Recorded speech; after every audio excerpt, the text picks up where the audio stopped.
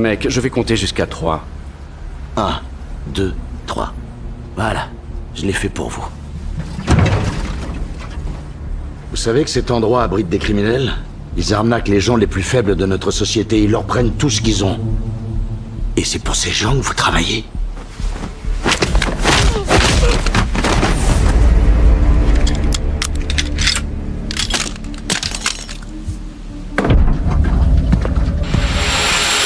Imagine un homme qui vit une vie calme et paisible, entouré de ses abeilles dans une ferme tranquille du Massachusetts. Soulagé. Cet homme s'appelle Adam Clay. Il élève du miel, s'occupe de ses ruches et loue l'étable à une femme âgée nommée Héloïse, une ancienne institutrice généreuse qu'il a toujours traitée comme un fils. Un jour, la vie d'Héloïse bascule dramatiquement. Elle reçoit un message l'informant qu'elle a un problème informatique et, pensant obtenir de l'aide, elle appelle le numéro affiché à l'écran. Mais ce n'est pas un simple technicien. C'est une arnaque sophistiquée qui vide son compte bancaire, y compris les millions de dollars de dons qu'elle avait collectés pour une œuvre caritative. Dévastée par la perte de tout ce qu'elle avait construit, elle se suicide. Adam découvre son corps, bouleversé par la tragédie. Bientôt, Verona Parker, une agente du FBI, et la fille d'Héloïse, l'arrêtent, convaincue qu'il pourrait être responsable. Mais très vite, la vérité éclate. Héloïse s'est donné la mort après avoir perdu ses économies. Ce que personne ne sait encore, c'est qu'Adam n'est pas un simple apiculteur. Il cache un passé très différent et très dangereux. Autrefois, il faisait partie d'une organisation secrète ultra-élite connue sous le nom des Beekeepers, un groupe clandestin d'agents chargés de surveiller et d'intervenir lorsqu'un système entier échoue. Envahi par la colère et le besoin de justice, Adam contacte ce réseau secret pour trouver ceux qui ont causé la mort d'Héloïse. Très vite, il remonte la piste jusqu'à un centre d'appel frauduleux, et sans avertissement, il attaque, élimine les criminels et détruit le bâtiment. Mais ce ne sont que les premières pièces d'un puzzle bien plus grand. Derrière ces escrocs se cache un jeune directeur général arrogant nommé Derek Danforth, un PDG d'entreprise technocriminelle avec des liens politiques puissants. Alors qu'Adam poursuit sa vengeance, il devient la cible de mercenaires, d'agents gouvernementaux et même de membres actuels des Beekeepers qui tentent d'arrêter son déchaînement. La situation devient explosive lorsque l'on découvre que Derek ne se contente pas d'organiser des arnaques, il a manipulé des systèmes hautement confidentiels et corrompu des réseaux gouvernementaux pour s'assurer une protection totale. Dans un affrontement final au sommet du pouvoir, Adam s'infiltre dans une fête ultra sécurisée pour affronter Derek face à face. Quand tout semble perdu et que Derek menace même les siens pour échapper à la justice, Adam met fin à son règne de destruction d'un seul tir. Traqué mais libre, Adam disparaît finalement dans l'océan, échappant aux autorités qui pourraient l'arrêter, mais marquant à jamais ceux qui l'a sauvé. Ce récit est une histoire de vengeance, de justice brutale et de secrets enfouis, où un homme ordinaire devient l'arme la plus dangereuse du système qu'il a autrefois servi.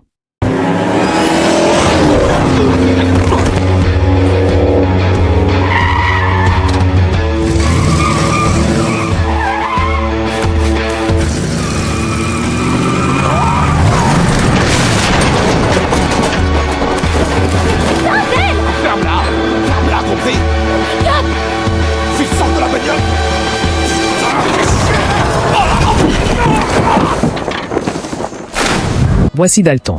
Autrefois, il était connu comme l'un des combattants les plus redoutés de l'UFC. Une véritable machine dans l'octogone, respectée et crainte à la fois.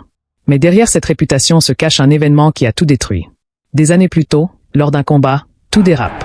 Dalton, submergé par ses émotions, perd totalement le contrôle. Ce qui devait être un simple affrontement sportif se transforme en tragédie, et son adversaire, qui était aussi un proche, y laisse la vie. Depuis ce jour, Dalton vit avec ce poids. Un poids qu'il n'arrive pas à porter. Incapable de se pardonner, il tourne le dos à sa carrière. Fini les projecteurs, fini la gloire. Il disparaît. Mais vivre sans rien n'est pas simple. Alors pour survivre, il accepte de combattre dans des circuits illégaux. Des endroits sombres, sans règles, où seul compte l'argent et la violence. Un soir, il assiste à un combat. Sur le ring, un certain Carter enchaîne les victoires et déborde de confiance. Il se sent intouchable. Jusqu'à ce que Dalton fasse son entrée. Dès que Dalton s'avance et retire sa capuche, l'atmosphère change. Le regard de Carter se transforme. Il comprend immédiatement. Il sait qu'il n'a aucune chance. Sans même livrer bataille, Carter préfère abandonner. Le combat n'a même pas lieu. L'argent revient donc à Dalton. Mais tout le monde ne l'accepte pas. Un parieur furieux d'avoir perdu son argent décide de régler ça à sa manière. Il attaque Dalton avec une lame. Une erreur. Dalton réagit à peine. L'attaque est rapide, maîtrisée, presque automatique. L'agresseur prend la fuite sans demander son reste.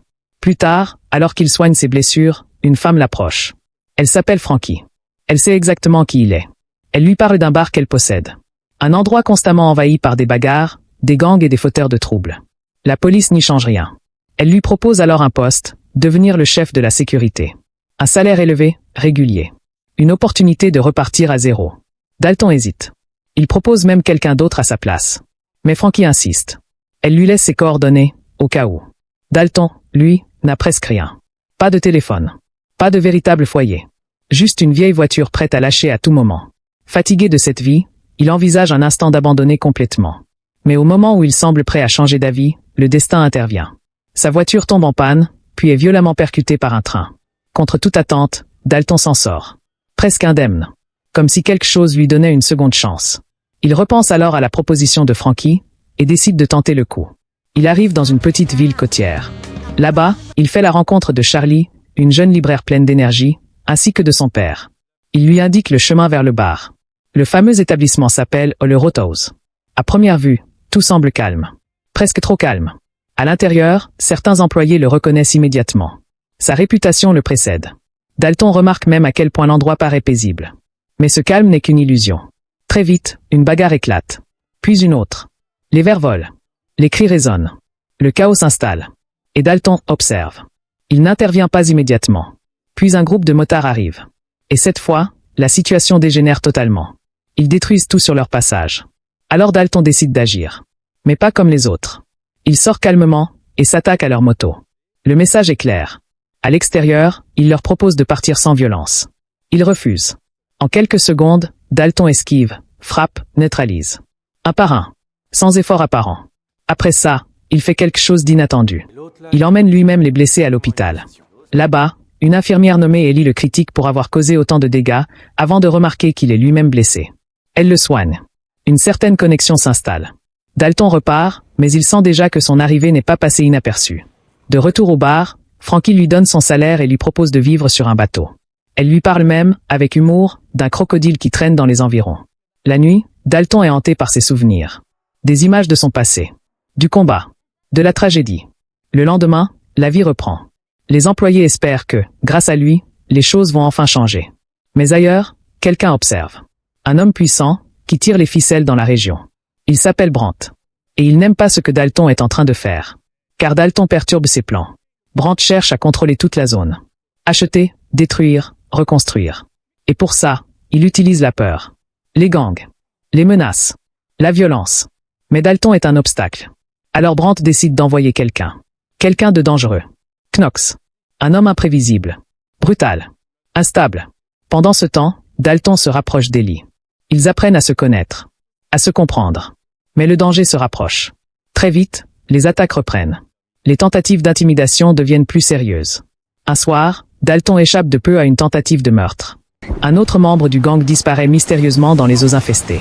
Le message est clair, la situation dégénère. La police elle-même semble corrompue. Le shérif avertit Dalton de quitter la ville.